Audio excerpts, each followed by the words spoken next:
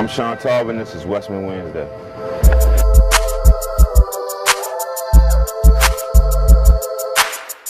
And this is Wesmen Wednesday, and we're here with men's basketball player Will Sesay. How you doing, Will? I'm good, man. Thanks for coming out today. Thanks for having me, bro. I just got a few questions for you. Can you give us a recap of the season, how you felt about it, like the journey that y'all took this year?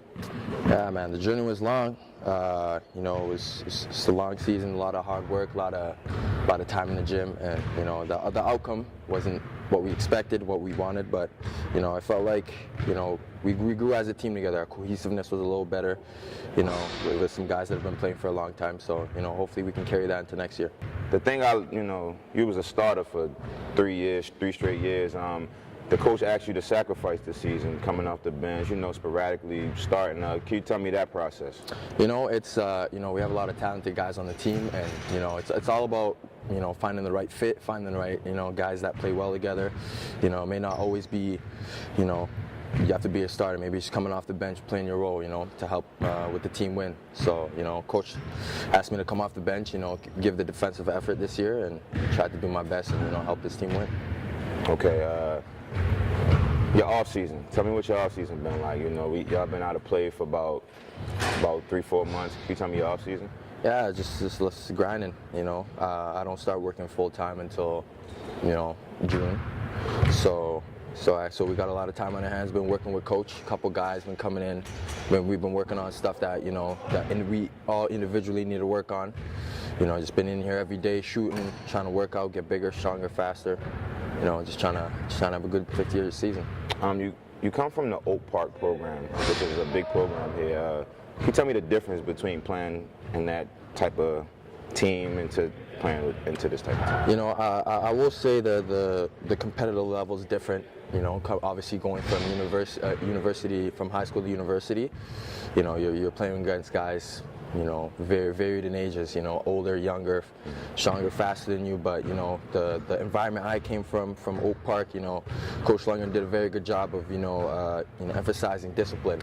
So our team was very disciplined. He didn't take anything from any players. He rode us hard the whole season, and we were able to get a championship in a great tough season.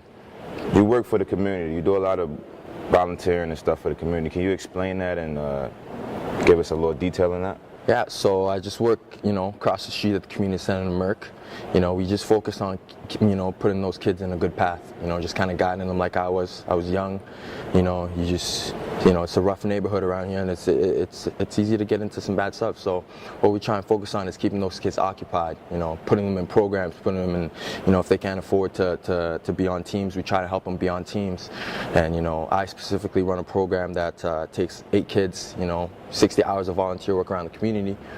Try and get those kids to be leaders within the group themselves, and then once they go back into the community, they can kind of spread that off, kind of get other kids to kind of be like them, or kind of, look up to them, because the program is prestigious. You get a $200 stipend at the end. It's a great opportunity for the kids to see the whole city if they haven't seen it yet, and just do volunteer work around this community. Sometimes, a lot of people see those kids as troubled or, troublemakers, but I see those kids as, seeking out for help, because a lot of those kids that are making the ruckus, the trouble, are seeking out attention, and seeking for guidance, and I always try and put myself in those situations where I try and help those kids, A lot of those people see those kids as troublesome makers, and they're the bad kids. I always see them, they just need a little help.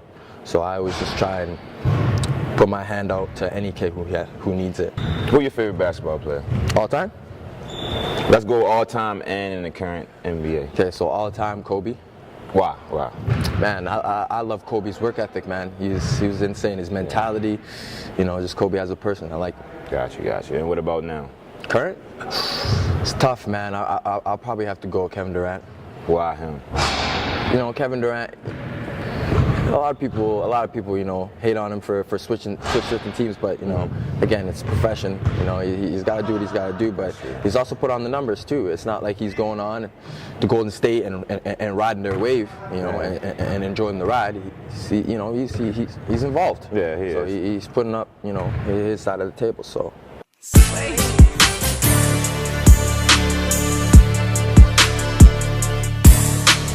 Definitely got to listen to Rose. Oh yeah, see, that's your guy, right? Yeah, I definitely have to listen to Rick Ross before his couple songs. Top 3 Rick Ross songs, I gotta go with Stay Scheming.